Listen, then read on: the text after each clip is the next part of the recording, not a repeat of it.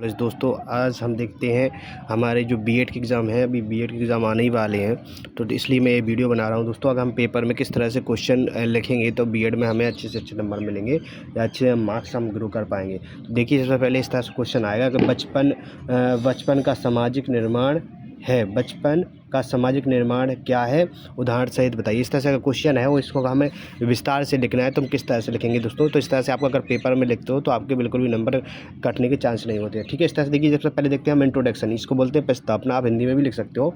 ठीक है, तो इंट्रोडक्शन सबसे पहले हम इसके बारे में इंट्रोडक्शन देखते हैं। इसकी क्या इंट्रोडक्शन है, देखिए। बचपन का सामाजिक निर्माण का अर्थ है कि बचपन कोई केवल एक जैविक या प्राकृतिक अवस्था नहीं है, बल्कि यह समाज, संस्कृति और परंपराओं और आर्थिक परिस्थितियों, लिंग और वर्ग, समय के अनुरूप निर्मित होता है। समय के अनुरूप कैसा होता है दोस्तों, निर्मित होता है इस तरह से। ठीक है, और अलग अलग समाजों में बचपन को अलग अलग प्रकार से समझाया और जिक्र किया जाता है। इस तरह से अगर हम समाज की जो बचपन की परिभाषा कहें तो ये समाज के अकॉर्डिंग ही हमारा जो बचपन होता है। जैसे कि कहने को मतलब है कि अगर कोई जैसे वातावरण में रहेगा, जैसे लोगों के साथ रहेगा, तो उसका भी बचपना भी वैसा ही होता है, या बचपन से जैसे वातावरण में रहेगा वैसे ही वो उसमें गुण आ जाते हैं। इस तरह से देखिए, बचपन को सामाजिक निर्माण बनाने के आधार, तो बचपन एक सामाजिक निर्माण के लायक व्यक्ति कैसे बनता है, तो हमारे बचपन तो किस तरह से बचपन होना चाहिए। देखिए, सबसे पहले देखते हैं समय के अनुरूप परिवर्तन, यानी समय के अनुरूप परिवर्तन भी होता है। जैसे पहले बच्चे को कम उम्र में काम कराया जाता था। पहले कम उम्र में बच्चे क्या करने लगते थे, काम करने लगते थे। आज शिक्षा पर जोर दिया जाता है, परंतु अभी के जो लोग क्या कर रहे हैं, भाई काम वाम धंधा छोड़ो, क्या बोलते हैं बच्चों से, पढ़ाई लिखाई करो। हैं, सबसे पहले तो पढ़ाते लिखाते हैं खूब के, भाई काम तो तुम्हें करना ही है। इसके बाद देखिए, संस्कृति का प्रभाव में क्या है, हर समय बच्चों के पालन पोषण और तरीके अलग अलग होते हैं। जैसे हमारी संस्कृति नहीं होते, संस्कृति के अनुसार किस तरह से लोग किस तरह से भाई पालन पोषण करते हैं, है ना, उस तरह से इसको समझाया जाता है। इसमें आर्थिक स्थिति के आधार पर गरीब और अमीर बच्चों का पालन पोषण अनुभवों बनाता है। यानी कि जो हमारा आर्थिक स्थिति के आधार पर बच्चे, मतलब गरीब जो लोग हैं वो किस तरह से बच्चों को पढ़ाते लिखाते हैं, क्या सिखाते हैं। तो क्या होता है, गरीब घर का जो बच्चा होता है वो पढ़ाई के साथ साथ काम भी करता है। तो इस तरह से क्वेश्चन हमें लिखना है। देखिए, लिंग भेद, या इसको लैंगिक भेद भी कह सकते हैं, लैंगिक भेद भी बोल सकते हैं। यानी कि इसके आधार पर देखिए, लिंग भेद में देखते हैं लड़कों लड़कियों को अलग अलग अपेक्षाएं हैं। यानी कि कहने का मतलब ये है, उदाहरण भी दिया है। कहने का मतलब उदाहरण है कि भाई लड़कियों क्या करते हैं, घर की जिम्मेदारी दे देते हैं और कहते हैं भाई ज़्यादा समय पर भाई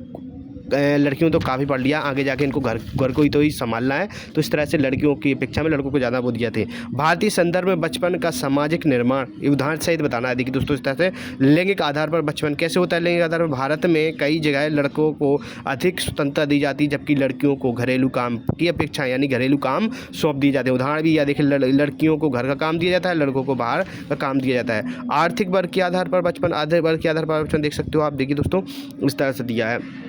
तो आर्थिक वर्ग के आधार पर देख सकते हैं, उच्च या मध्यम वर्ग के बच्चों को स्कूल, खेल कूद, ट्यूशन वगैरह ये सब जुड़े हुए रहते हैं। जबकि जो गरीब वर्ग के बच्चे होते हैं वो अपने क्या करते हैं, पढ़ाई के साथ साथ काम या मजदूरी भी करने जल्दी लगते हैं। ठीक है, उदाहरण के लिए देखिए ना, ढाबों या खेलों में काम करने वाले, ढाबों या खेतों में काम करने वाले बच्चे। ग्रामीण और शहरी बचपन, ग्रामीण और शहरी बचपन क्या अंतर है भाई। तो ग्रामीण जो बच्चे होते हैं, बच्चों का जो बचपन होता है ये श्रम या पारिवारिक के सहयोग में होता है। यानी कि बच्चे जो ग्रामीण लोग का बच्चा होता है, देखिए वो पढ़ाई भी करता है, पढ़ाई के साथ साथ अपने घर में जो काम है, जो घर में परिवार के साथ में काम में भी सहयोग करता है, इसका कहता है। जबकि जो शहरी वाले बच्चे होते हैं, बच्चों का बचपना कैसा होता है कि भी क्या करते हैं, स्कूल प्रतियोगिताओं आदि से जुड़े रहते हैं, वो पढ़ाई को ज़्यादा महत्व दिए जाते हैं।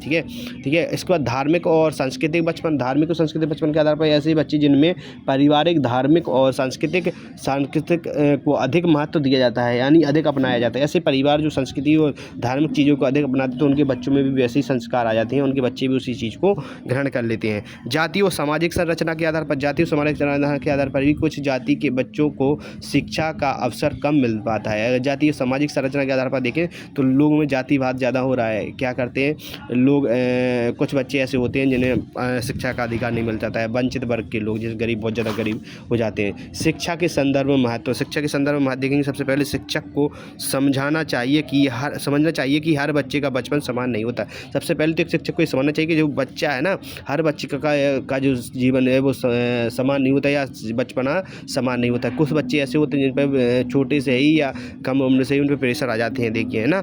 इस तरह से पाठ्यक्रम और शिक्षा में समाज सेवी दृष्टिकोण आवश्यक होना है, यानी कि बच्चे को इस तरह से पढ़ाना लिखाना चाहिए ताकि वो अपने पाठ्यक्रम के साथ साथ जो समाज के जो गुण हैं उनको भी समझाना चाहिए। जैसे कि मेरी बात सुनिए, जैसे कोई बच्चा स्कूल में पढ़ता है तो उसको ये भी बताना चाहिए कि हमें अपने से बड़ों का सम्मान करना चाहिए, हैं, हमें बूढ़े पुरानों का सम्मान करना चाहिए। उस तरह से हमें मतलब हमें ऐसे सामाजिक गुण भी सिखाए जाएँ, ठीक है, उस वो पाठ्यक्रम अपने सिलेबस भी सिखाया जाए और साथ में ऐसे गुण भी सिखाए जाए। बाल केंद्रित शिक्षा सामाजिक भिन्नता को ध्यान में रखते हुए, यानी बच्चों को कुछ ऐसे विषय या ऐसी शिक्षा देनी चाहिए जिससे उनका विकास हो, जिससे उनका भी विकास हो और समाज का ही विकास हो। इस तरह से शिक्षा हमें देना चाहिए। देखिए दोस्तों, इस तरह से आपको क्वेश्चन लिखना है, इसके बाद ये कंक्लूजन आ जाएगा। कंक्लूजन में आपको देखना है क्या निष्कर्ष निकलता है। देखिए, बचपन कोई स्थिर या सार्वभौमिक अवधारणा नहीं है, बल्कि यह समाज द्वारा निर्मित होती है। देखिए, मैंने बताया था, भारतीय संदर्भ में लिंग, वर्ग, जाति, धर्म और क्षेत्र के आधार पर बचपन